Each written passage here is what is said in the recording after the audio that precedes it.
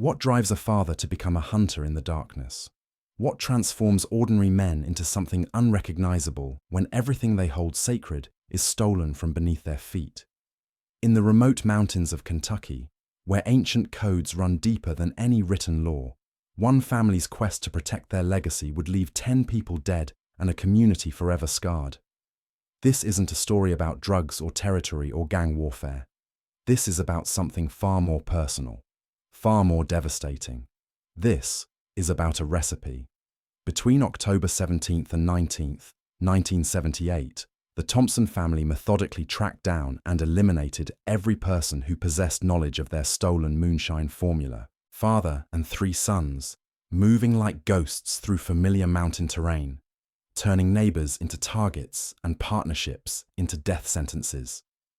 If you're ready to hear how desperate men cross lines that can never be uncrossed, hit that subscribe button and prepare yourself, because this story will challenge everything you think you know about justice, family loyalty, and the price of protecting what belongs to you. The mountains of Harlan County, Kentucky, held secrets in 1978 that most of America couldn't begin to understand. This wasn't the moonshine you see romanticized in movies or television shows. This was survival economics in its rawest form, passed down through generations of families who had learned to make their own rules when the government's rules left them hungry. Pine Hollow sat tucked between ridges where the mist hung thick most mornings, and the roads turned treacherous when weather moved in.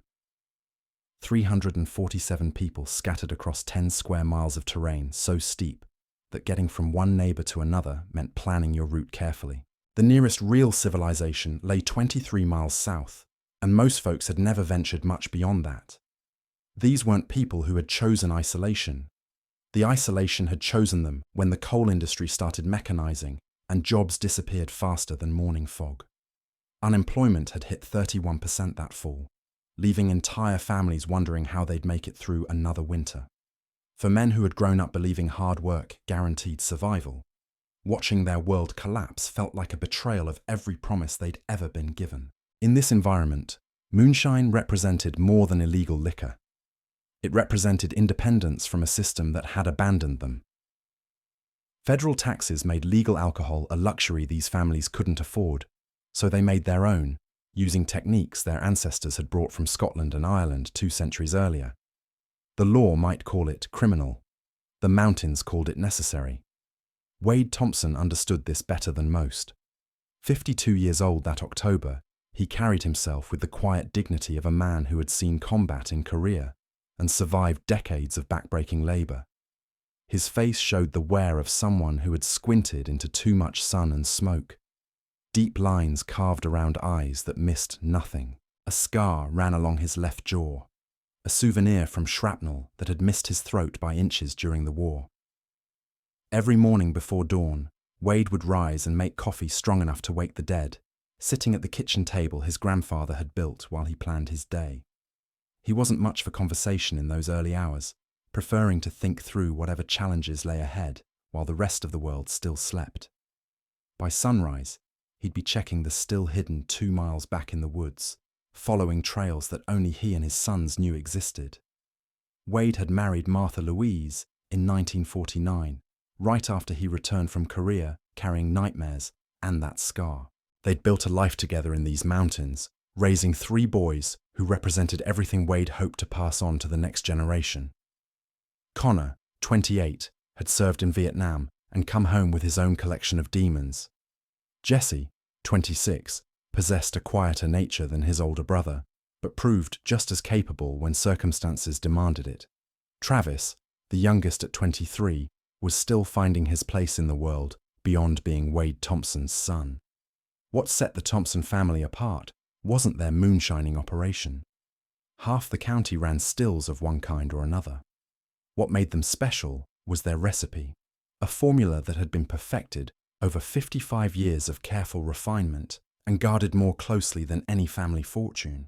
Wade's great-grandfather Ezra had developed the original formula during Prohibition, when making liquor served as both rebellion against federal authority and practical survival strategy. The secret wasn't just in the corn mixture, though Ezra had spent years perfecting the exact ratio of yellow to white corn that produced the smoothest result. The real magic happened during distillation, when hickory bark was added at precisely the right temperature for exactly the right duration. This created a flavor profile that couldn't be replicated without knowing the exact method. The subtle combination of smoke and sweetness made Thompson Moonshine the most sought-after product in 3 counties. People would pay premium prices for bottles that carried the family name, and that reputation had sustained them through economic downturns that destroyed other operations. The recipe had passed from father to oldest son for 5 decades. Ezra to Wade's grandfather, grandfather to Wade's father, father to Wade himself. Someday Wade intended to teach it to Connor, maintaining an unbroken chain of knowledge that represented the only valuable inheritance the Thompson family possessed. In a world where men like Wade had little else to leave their children, this recipe meant everything. It wasn't just whiskey. It was identity, legacy, the physical embodiment of everything the Thompson name represented in these mountains. When people tasted that distinctive flavor, they weren't just drinking alcohol. They were experiencing 5 decades of family pride, innovation, and survival against impossible odds. Liam Callahan had been Wade's partner for 15 years, a relationship built on mutual respect and shared understanding of what it meant to scratch out a living in unforgiving territory. They'd met in 1963, both young men looking for ways to support their families when traditional employment opportunities were already becoming scarce. Liam stood shorter than Wade, but carried himself with the solid confidence of someone who had earned his place through honest work and fair dealing. His beard had gone mostly white over the years, though his hair still showed traces of the red that had marked him as Irish even before he opened his mouth. He possessed the kind of voice that could fill a room with laughter, and the memory for names and family details that made him genuinely popular throughout the community. For 15 years, Wade had trusted Liam completely. They'd worked together, shared profits fairly, and helped each other through lean periods when other partnerships might have crumbled. Liam had his own family to support, 3 sons who were building their own lives in the mountains.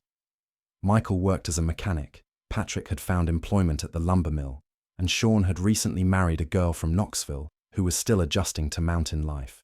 Liam's operation had grown steadily over the years, branching into neighboring counties and building networks of buyers that brought consistent income.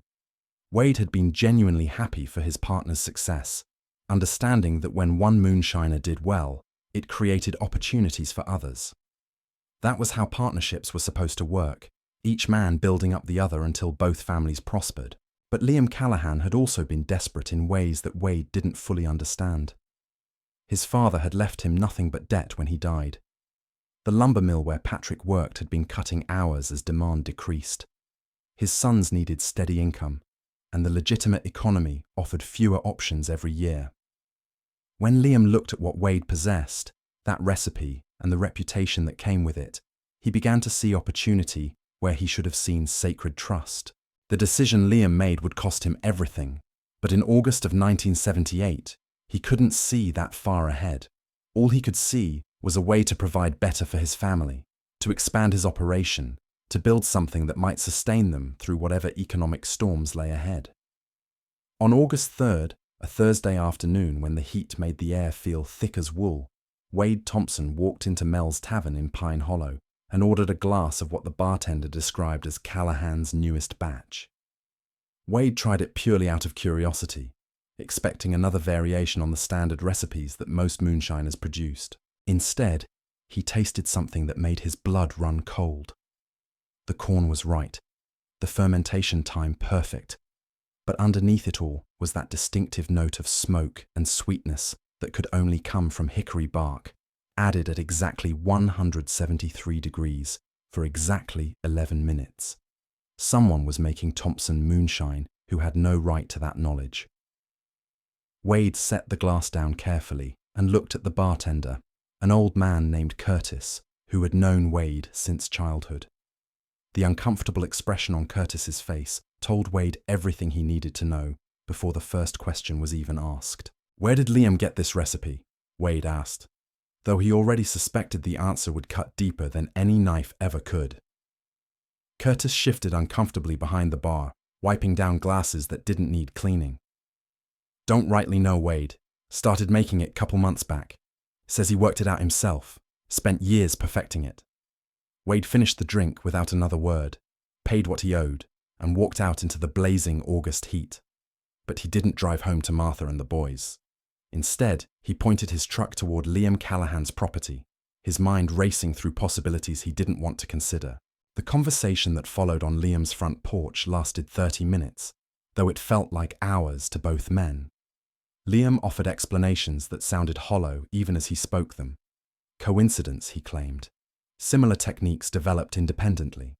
Wade was being paranoid, letting suspicion poison a good partnership. But Wade remembered June clearly. Liam had been at the Thompson place when Martha made lunch for them both. Liam had been there when Wade ran a batch, had seen everything, had asked questions that seemed innocent at the time. Now those questions took on darker meaning. "You were there," Wade said quietly. "You saw the whole process." Liam couldn't meet his eyes, couldn't deny what they both knew was true. Wade nodded slowly, turned without another word, and walked back to his truck. The partnership that had sustained both families for 15 years died in that moment, killed by theft disguised as innovation. Over the next 2 months, Wade conducted the kind of quiet investigation that mountain people excel at. He discovered that Liam hadn't just stolen the recipe for his own use. He'd been teaching it to others, spreading the Thompson family secret like seeds scattered across neighboring counties. Liam had trained his 3 sons in the process. He'd shown the method to his son-in-law, Danny Mercer, who'd started his own small operation using the stolen knowledge. He'd confided the secret to old Curtis Brennan, who'd helped Liam expand his still to handle increased production. Word traveled fast in Moonshine circles, and soon Wade learned that 10 people now possessed the Thompson family recipe. 10 people who had no right to that knowledge. 10 people who were profiting from something that belonged to Wade and his sons. 10 people who were diluting the value of the only legacy the Thompson family had ever created. On October 16th, a Monday evening when frost began forming on the windows, Wade called his 3 sons into the kitchen. They gathered around the same table where the family had shared thousands of meals, where Wade's father had taught him the recipe 30 years earlier. "They took what's ours," Wade said, his voice carrying a coldness that none of his sons had ever heard before. "All 10 of them know our secret now. They're using it to build their own operations." Connor understood immediately.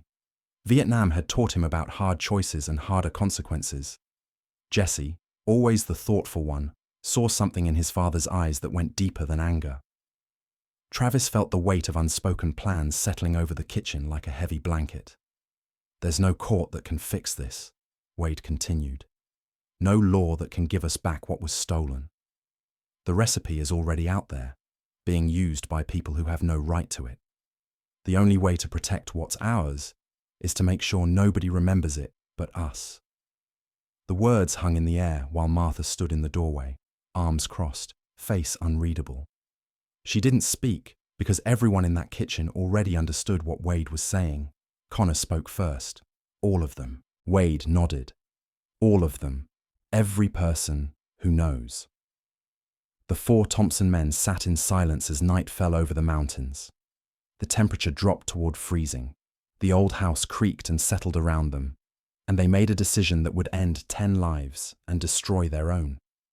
They were crossing a line that existed not in written law, but in something older, the code that mountain people had lived by for generations. A man protects what's his, no matter the cost.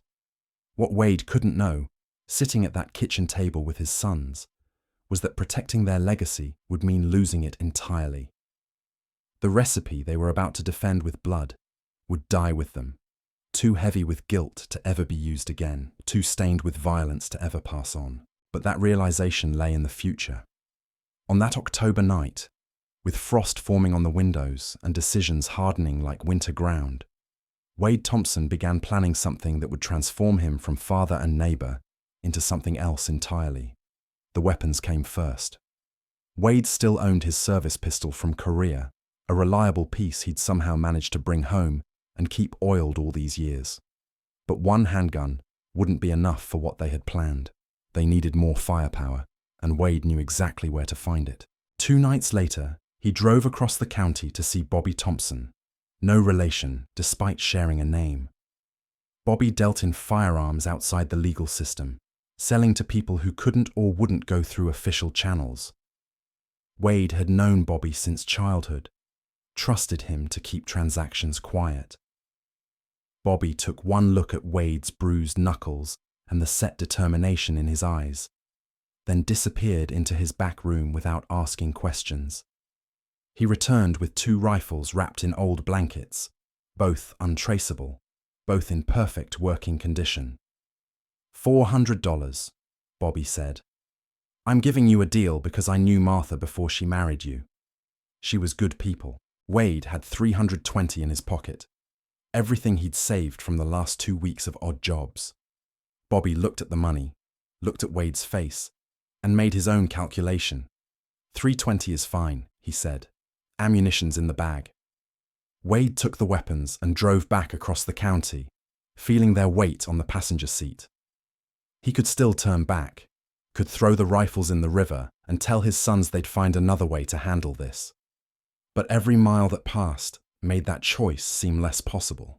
The surveillance began the next morning. For 2 weeks, the Thompson men mapped their targets' routines with military precision.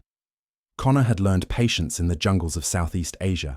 Jesse possessed the quiet observation skills that made him excellent at hunting deer. Travis was young, but eager to prove himself worthy of his father's trust. They learned that Michael Callahan worked night shifts at the lumber mill and wouldn't be home until morning. They discovered that Patrick was staying at his brother's trailer while his own roof got repaired. They found out that Danny Mercer had young children who went to bed early, and that his wife Sarah usually fell asleep by 10. They mapped escape routes, studied sight lines, identified which properties had dogs that might bark, and which neighbors were likely to investigate unusual sounds. They planned for contingencies, discussed what to do if unexpected visitors showed up, worked out signals for coordination between different locations. The planning felt surreal to all of them. These weren't strangers they were preparing to hunt. These were neighbors, people they'd known for years, men who'd helped Wade with harvest work and barn repairs. But the Thompson family recipe was worth more than neighborly feelings, worth more than old friendships, worth more than whatever guilt might follow. Martha knew what was coming without being told directly. She saw the way her husband and sons moved around each other, the careful conversations that stopped when she entered rooms, the weapons being cleaned and prepared. She didn't ask questions, because mountain women learned early not to ask questions they didn't want answered.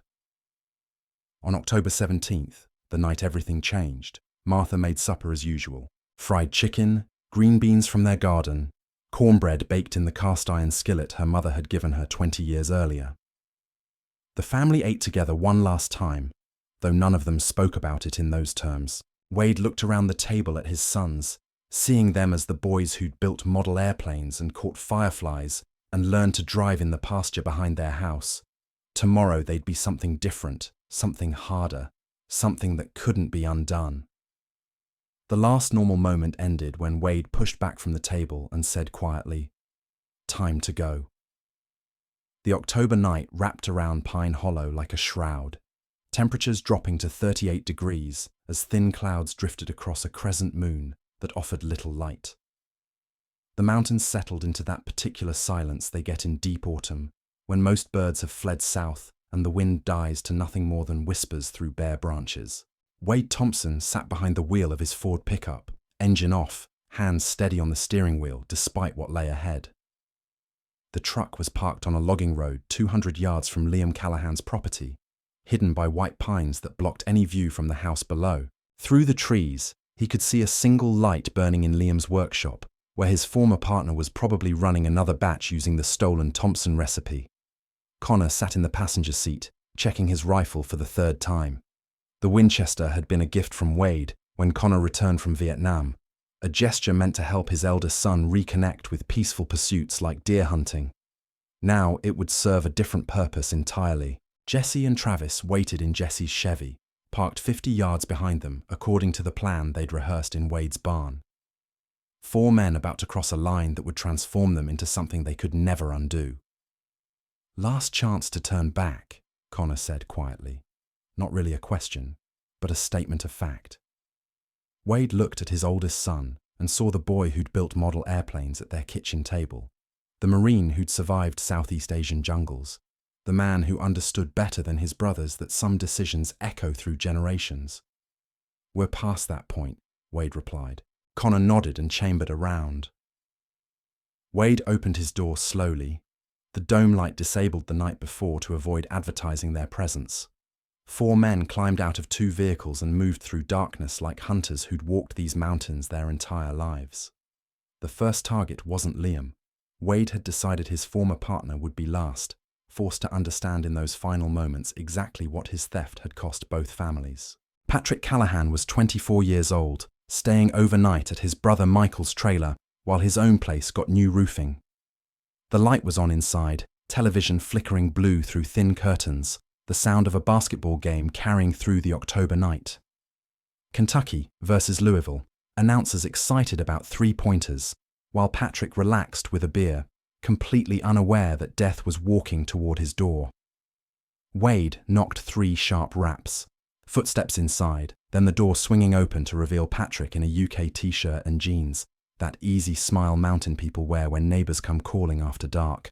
The smile died when Patrick saw Wade's face, saw the rifle, understood with terrible clarity what was happening. "Mr. Thompson," Patrick began. The shot cut him off. Patrick fell backward through the doorway, beer bottles shattering on the floor as the basketball game continued playing, crowd noise mixing with the echo of gunfire in the small trailer. Wade stood looking at the body of a young man he'd known since birth, someone who'd helped repair his barn roof just 2 summers earlier. 24 years old, dead because his father was a thief who'd shared stolen knowledge with his sons. Connor appeared at Wade's shoulder, scanning for threats or witnesses. "Next one," Wade said, his voice sounding strange to his own ears. They left Patrick Callahan surrounded by broken glass and sports commentary, disappearing back into darkness like ghosts who'd never been there at all. Danny Mercer lived in a small house at the edge of Pine Hollow, with Sarah, Liam's daughter, and their 2 children under 5. 28 years old, working construction during the day and moonshining at night, using the recipe his father-in-law had taught him. Jesse was watching the house when Wade and Connor arrived. "Kids are asleep upstairs," Jesse whispered. "Danny's in the living room. Sarah went to bed an hour ago." Wade nodded. The children complicated things, but they'd planned for this scenario. Wait until the target was isolated, never in front of kids. That was the one rule Wade had insisted on, the last thread of decency he refused to cut. They waited 20 minutes before Danny finally stood up, turned off the television, and headed for the stairs. Wade moved fast, entering through the back door that Travis had oiled during his helpful neighbor visits the week before. Danny never heard them enter, never knew death had walked into his house until Wade stepped into the living room and Danny turned, saw the rifle, understood everything in a single heartbeat. "Jesus Christ," Danny whispered. "Mr. Thompson, please." "Where'd you learn the recipe, Danny?" Danny's face went white in the lamplight. "I don't know what you mean. Liam showed you. You've been running batches for 3 months, selling to buyers in Letcher County." "It's just to make ends meet, sir. Construction work dried up and I got kids to feed. So you steal from the man who gave you work when nobody else would." Wade's voice was quiet as winter wind. "I hired you for 2 summers, Danny.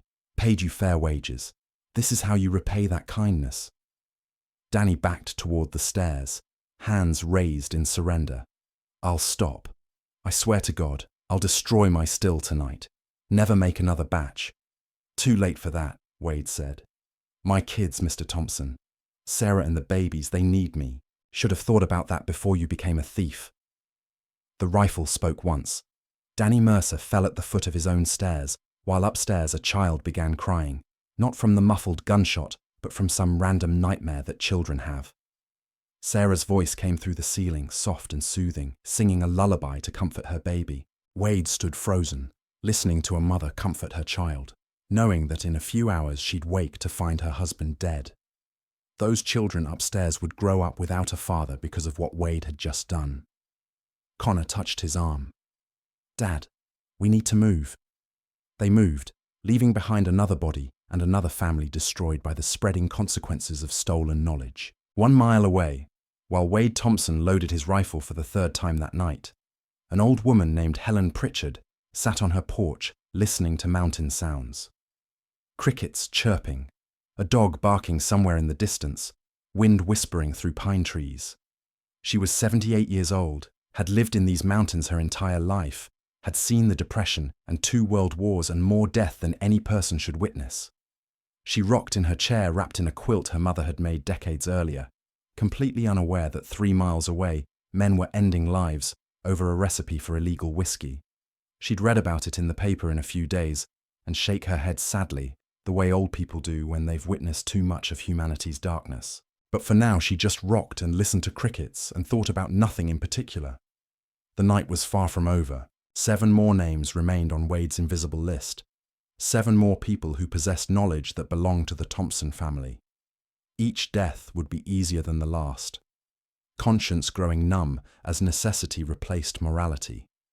By dawn, Pine Hollow would discover what happens when ordinary men are pushed beyond their breaking point, when family loyalty collides with mountain justice, when the only inheritance a father can leave his sons is protected with blood that can never be washed clean.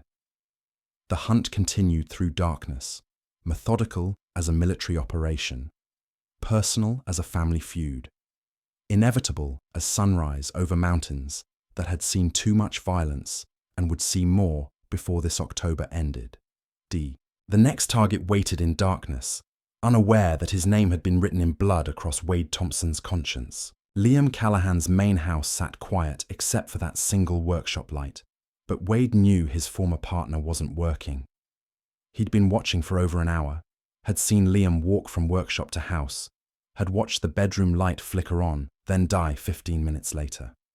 Liam was sleeping peacefully beside his wife Margaret, a woman Wade had known for 20 years, completely oblivious that his sons were already dead. Wade positioned himself outside the bedroom window, peering through gaps in the curtains. He could see Liam's shape beneath covers, could make out Margaret's silhouette beside him. Connor approached from behind. "Dad, Margaret's in there." "I know. We don't hurt women. That's the rule."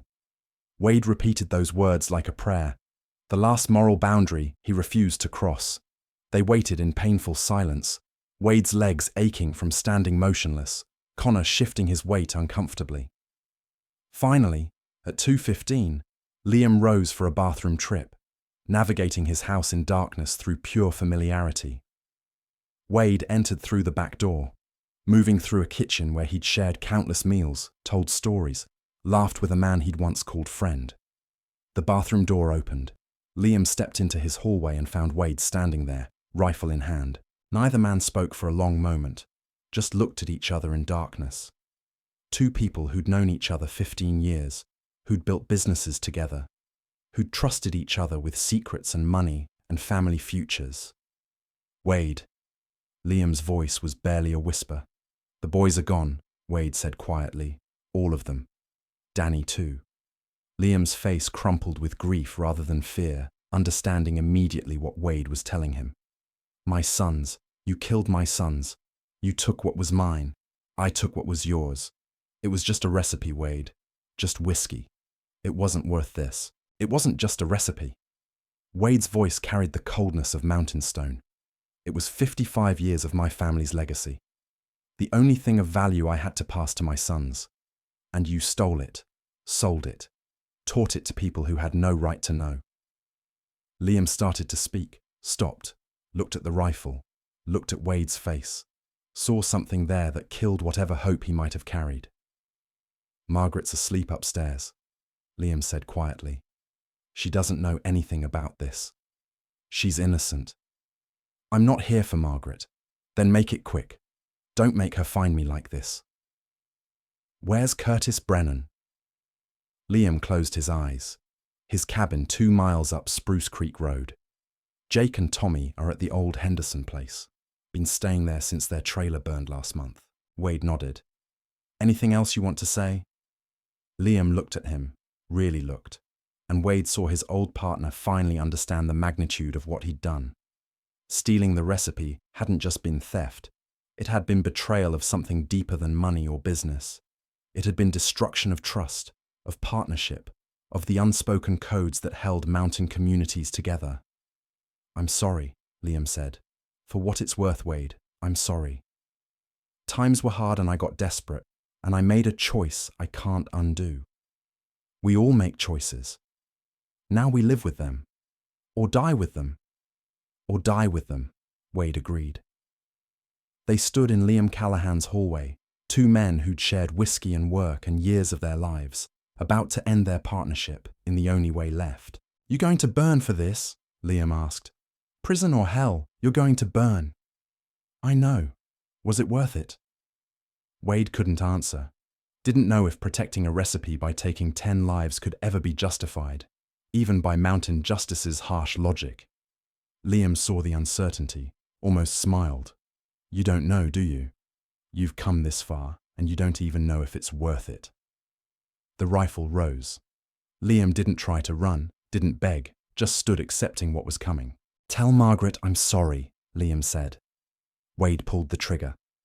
Liam Callahan fell in the hallway of his own home where he'd raised 3 sons, where he'd lived for 20 years. Wade stood over his former partner's body, waiting for emotion, for satisfaction or regret, or anything human. He felt only vast emptiness, like something essential had been hollowed from his chest and replaced with cold air. Upstairs, Margaret slept on, unaware she'd just become a widow. Wade turned and walked out, leaving the door open behind him. Let her find him in the morning. Let her know. Let her grieve. 4 down, 6 to go. The old Henderson place was a cabin that had stood empty 5 years after the original owners died. Jake and Tommy Callahan had been living there since their trailer burned in a propane accident the previous month. Both cousins, both in their early 30s, both helping Liam expand his Moonshine operation using the stolen Thompson recipe. Connor and Travis took this target while Wade stayed back watching. Let his sons handle it. Let them fully understand what they were becoming. The cabin had 1 room, 2 beds, a wood stove that wasn't burning because October wasn't cold enough yet.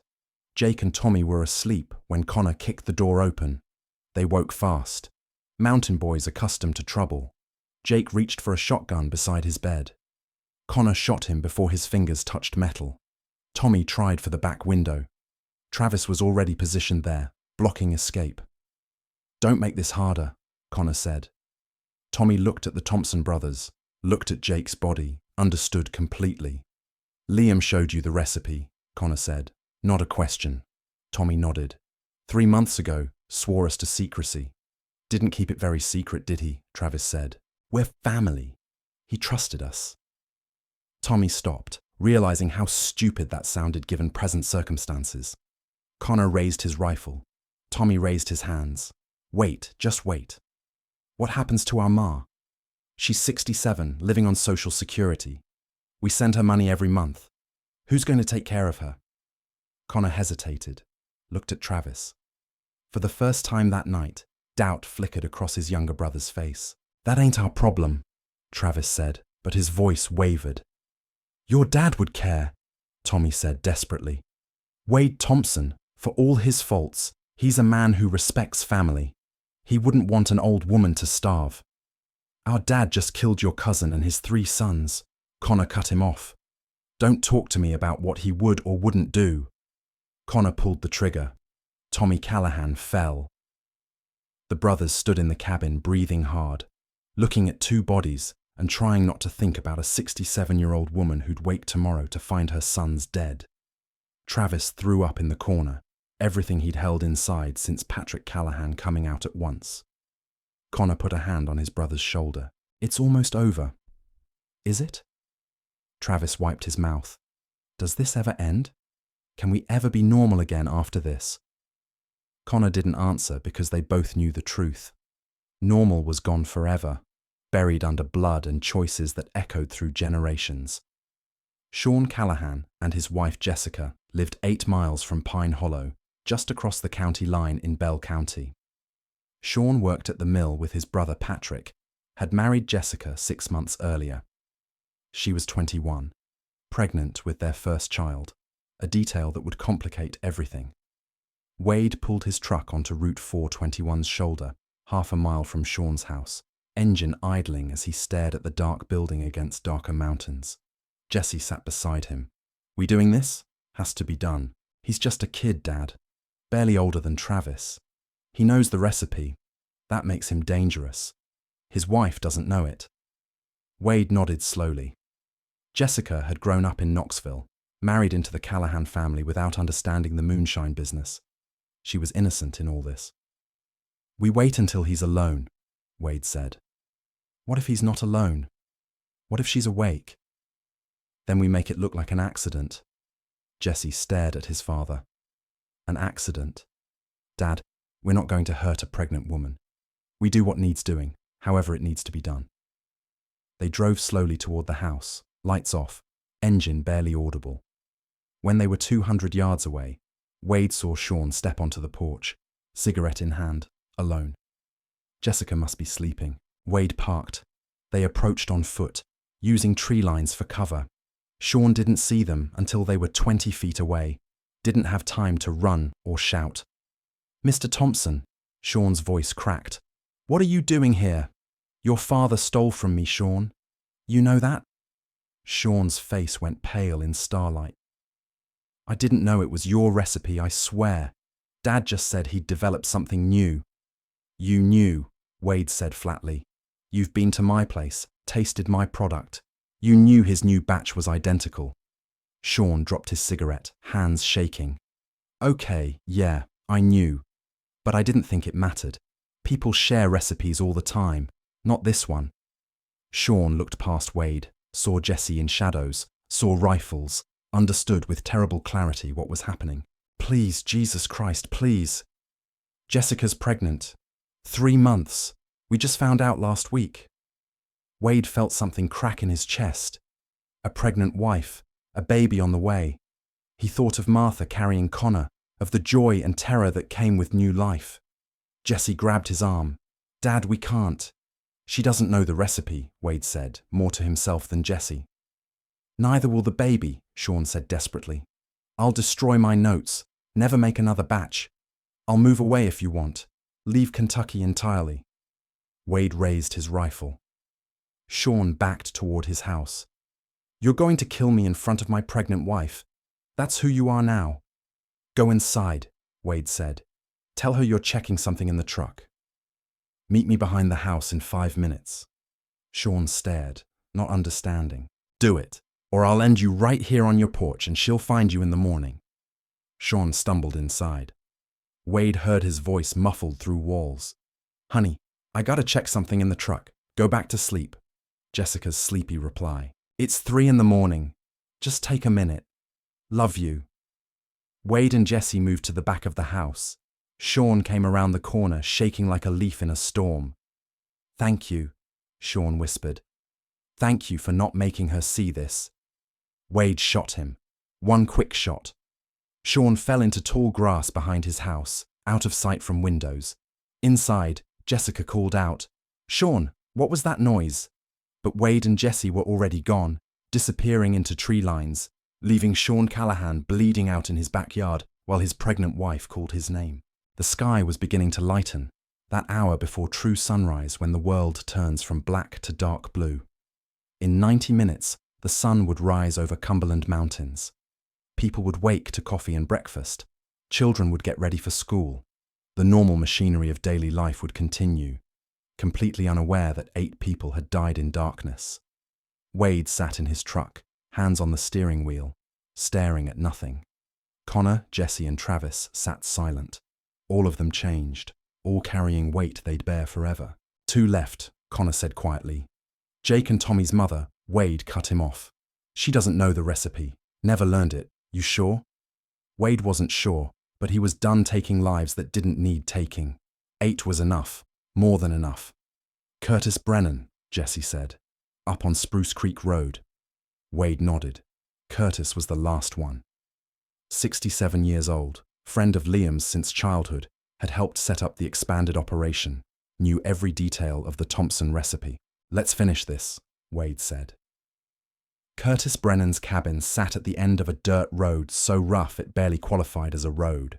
more like a suggestion of where vehicles might travel if desperate enough. Curtis lived alone, had since his wife died in 1974. No kids, no close family. Just an old moonshiner living out his final years in mountains he'd never left. Wade approached the cabin alone, left his sons in the truck. This was personal. Curtis had been at Wade's table, had shared meals, had been shown the recipe as courtesy to an old mountain man who'd earned respect through decades of careful work. Curtis had betrayed that trust, helped Liam steal what wasn't his to take. The door was unlocked.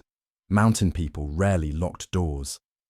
Wade pushed inside, smelling tobacco and wood smoke, and old man, that particular combination of sweat and time that comes with age.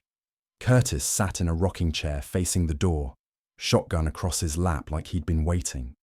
"Wade Thompson," Curtis said calmly. "Figured you'd get here eventually. You figured right. How many dead?" 8 so far. Curtis nodded slowly. "All Liam's people. Everyone who knows the recipe. That include me." Wade didn't answer, didn't need to. Curtis looked at the shotgun in his lap, looked at Wade's rifle, calculated odds, and found them wanting. "I'm 67 years old, Wade. Half blind in my left eye. Arthritis so bad I can barely work my still anymore. You really think I'm a threat to your legacy? You know the recipe. That makes you dangerous. I could forget it. Could you?" Curtis smiled sadly. "No, I suppose I couldn't. Once something's in your head, it's there forever." They looked at each other, two men from the same mountains, same culture, same way of life. Different generations, but same blood, same code. "I won't beg," Curtis said. "I'm too old for that, too tired. But I'll tell you true. I didn't know Liam stole it. He told me he'd worked it out himself, spent years perfecting it. I believed him because I wanted to believe him, because I was proud of the old bastard for creating something that good. You should have known better." "Yeah, I should have." Curtis set his shotgun aside, gesture of surrender. "Make it quick, Wade. I'd appreciate that courtesy." Wade raised his rifle, looked at an old man who'd made a mistake, who'd trusted the wrong person, who was about to pay with his life for someone else's theft. "Any family that needs knowing?" Wade asked. "No one left. I'm the last of my line." Wade nodded, aimed. Curtis closed his eyes. The shot echoed through the cabin. Curtis Brennan slumped in his rocking chair, finally still. Wade stood looking at the 9th body, the 9th life taken.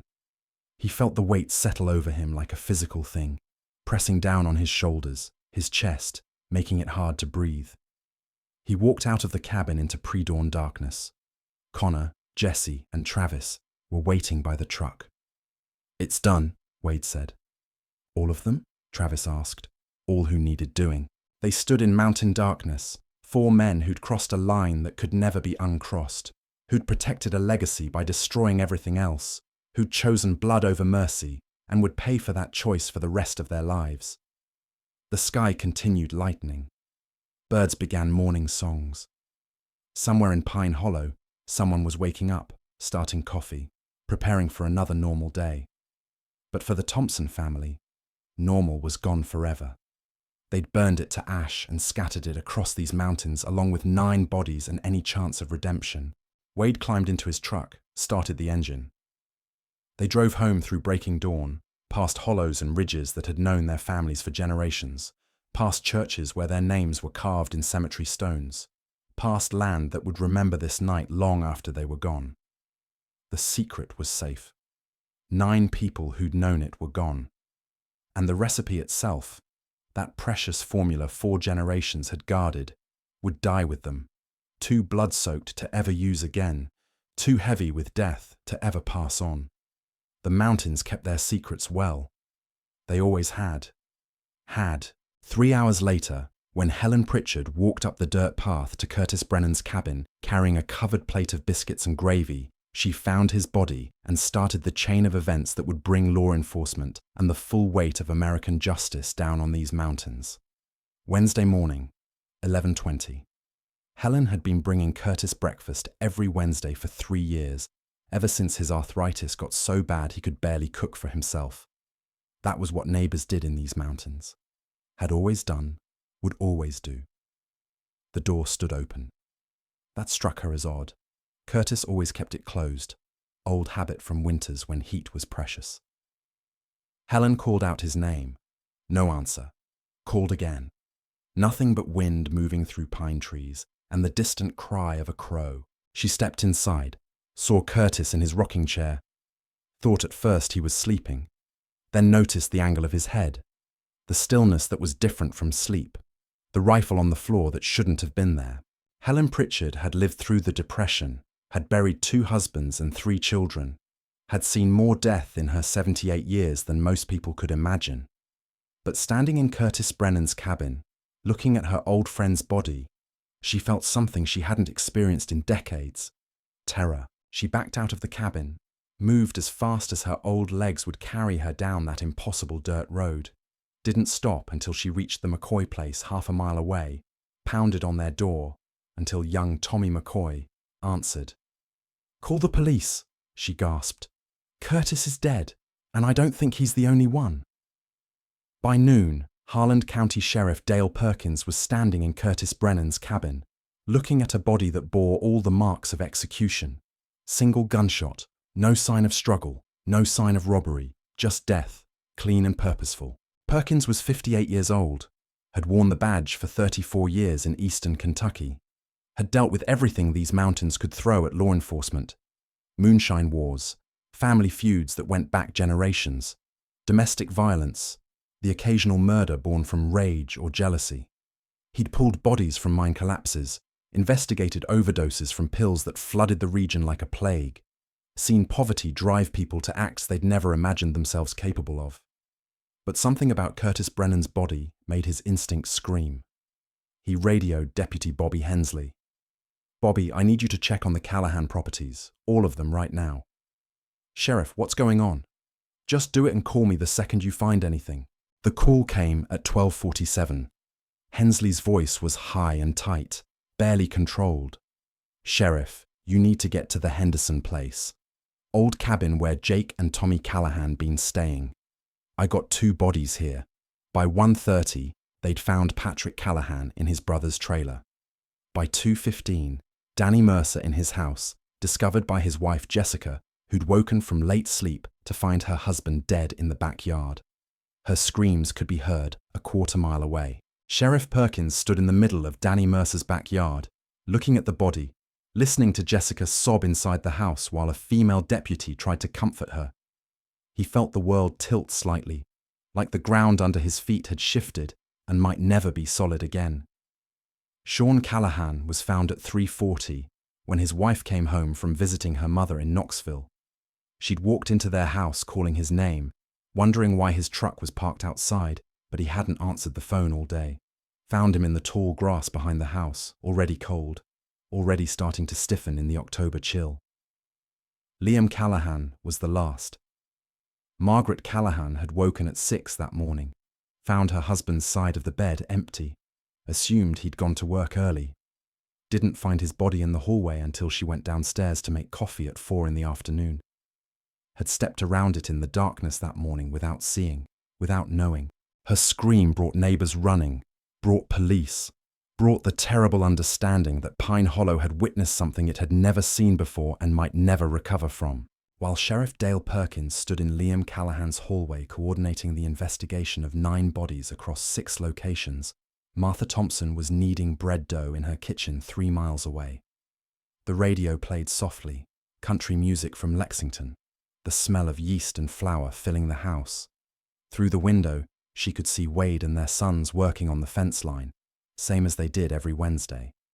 Normal life, ordinary Wednesday afternoon. She pressed her hands into the dough, shaped it, let it rise. In a few hours, she'd bake it, and they'd have fresh bread with dinner.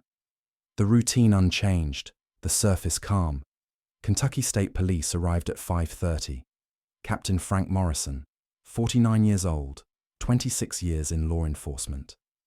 He'd worked cases across eastern Kentucky from Pikeville to Prestonsburg, investigated everything from marijuana grows hidden in the Daniel Boone National Forest to domestic murders that tore families apart. He stood in the middle of the Callahan property and felt something cold settle in his gut.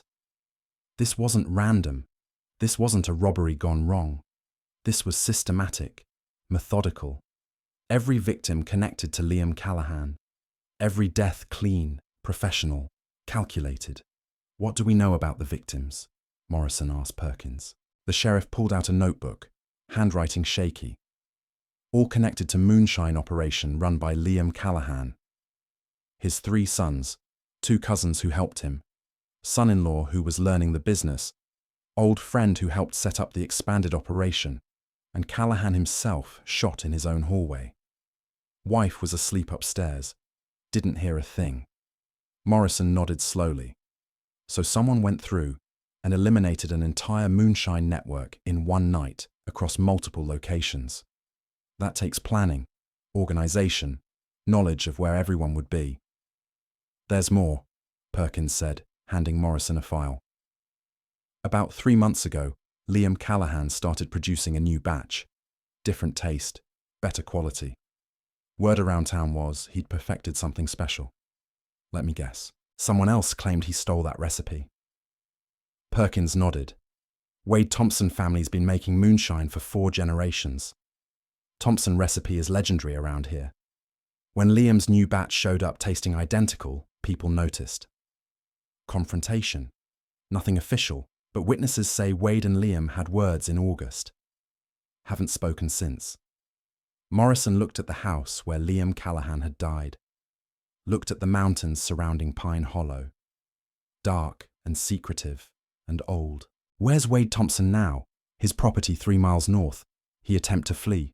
"No, sir. Been home all day according to my deputy, who drove past around 2. Saw Thompson and his boys working their fence line." Morrison felt that cold certainty settle deeper. He's not running because he doesn't think he did anything wrong. In his mind, this is justice. They found the pattern that evening. Shell casings recovered from multiple sites, Winchester 30-06, most common hunting rifle in Kentucky. No fingerprints, no witnesses beyond general descriptions of multiple men, voices in darkness. But it was the motive that crystallized everything. Deputy Hensley found the connection while going through records. "Sheriff, I think I know why Thompson did it." He laid out the evidence. Wade Thompson had confronted Liam Callahan in August about the stolen recipe. Multiple witnesses confirmed it. Thompson had done research, discovered Liam had taught the recipe to his sons, to Danny Mercer, had confided in Curtis Brennan. 10 people total who knew the Thompson family secret. "Jesus," Morrison said quietly. "He killed them all to protect a moonshine recipe." "Not just any recipe," Hensley corrected. "The Thompson recipe's been in that family since the 1920s.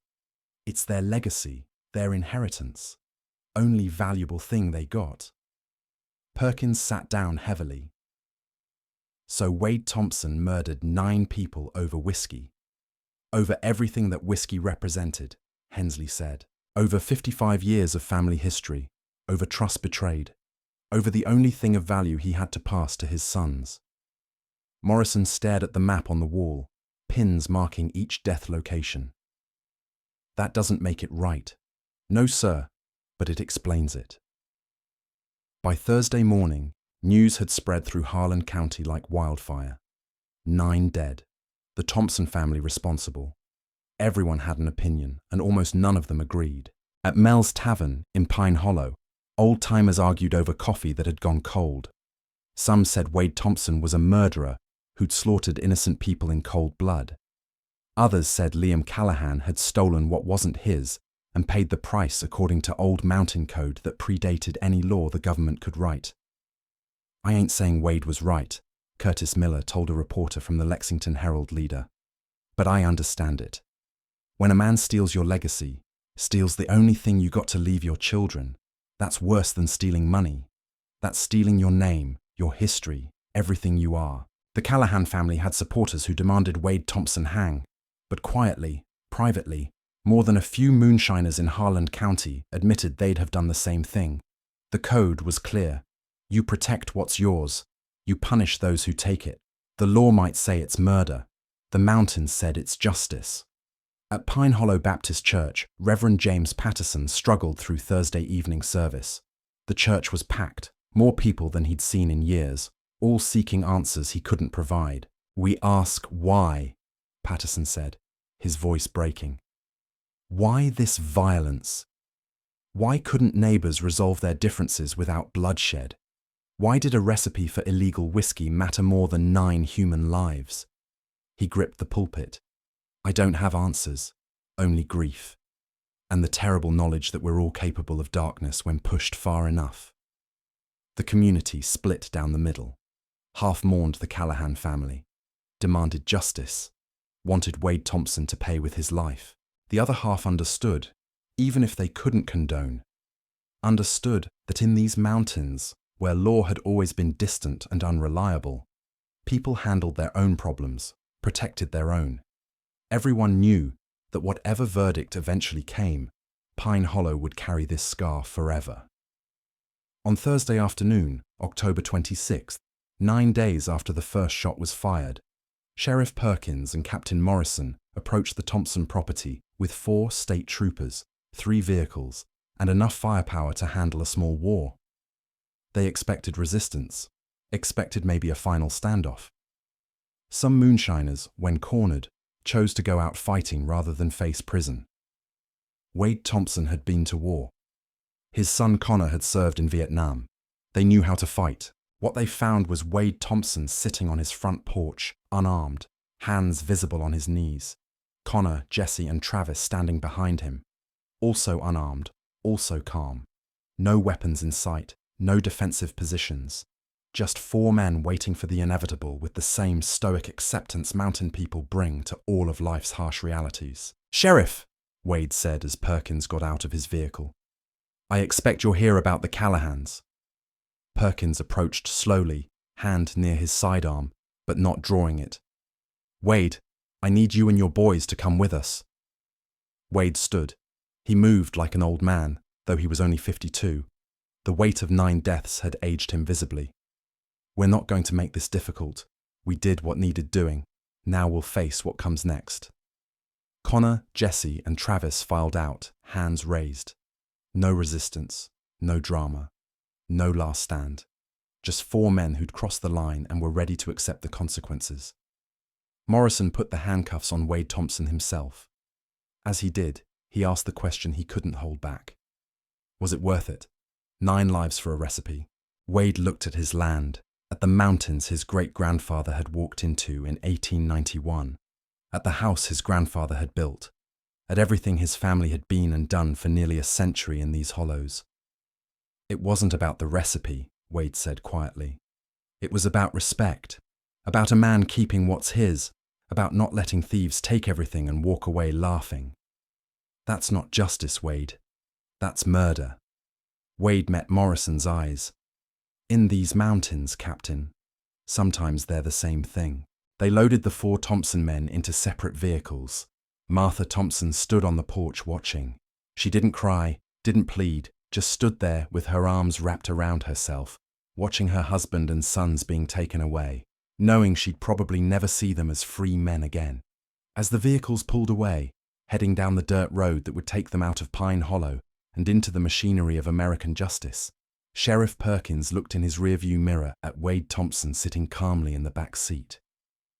He thought about 9 bodies, about 9 families destroyed, about a community torn apart, about the terrible arithmetic of mountain justice, where a stolen recipe equaled 9 deaths. And nobody could agree if that equation balanced or not. But the question that haunted Captain Morrison, the question that haunted Sheriff Perkins, the question that would haunt Pine Hollow for generations was simple and terrible. Was Wade Thompson a desperate father protecting his family's legacy? Or was he a mass murderer who dressed up his crimes in the language of honor and tradition? And where exactly was the line between defending what's yours and becoming the thing you claim to be fighting against? The mountains, as always, kept their secrets and gave no answers to questions that had no right answers to give. The trial of Wade Thompson and his 3 sons began in February of 1980 in a Lexington courtroom. The venue had been moved because finding an impartial jury in Harlan County proved impossible. Everyone knew everyone, and moonshine wasn't just business in those mountains. It was culture woven into the fabric of survival itself. 36 combined charges of first-degree murder. The prosecution possessed confessions from all 4 defendants, forensic evidence linking them to every scene, and a timeline so meticulously documented it left zero room for reasonable doubt. Wade Thompson and his sons hadn't attempted to hide what they'd done. They'd simply executed their plan and waited for consequences. The defense consisted of 4 court-appointed attorneys from Louisville who appeared overwhelmed from day one. They attempted to argue extreme emotional disturbance, painting a picture of men driven to desperate acts by theft of irreplaceable family heritage in a community where such theft ranked among the gravest violations of mountain code. They brought in experts on Appalachian culture, on the historical significance of moonshine recipes, on the economic devastation of eastern Kentucky in the late 70s. They argued that Wade Thompson had been pushed beyond human endurance by the systematic destruction of everything his family represented. The prosecution methodically destroyed that argument. Emotional disturbance doesn't involve 2 weeks of planning, doesn't involve surveillance of multiple properties, doesn't involve waiting for victims to be isolated from witnesses. This wasn't a crime of passion. This was calculated elimination, systematic and cold.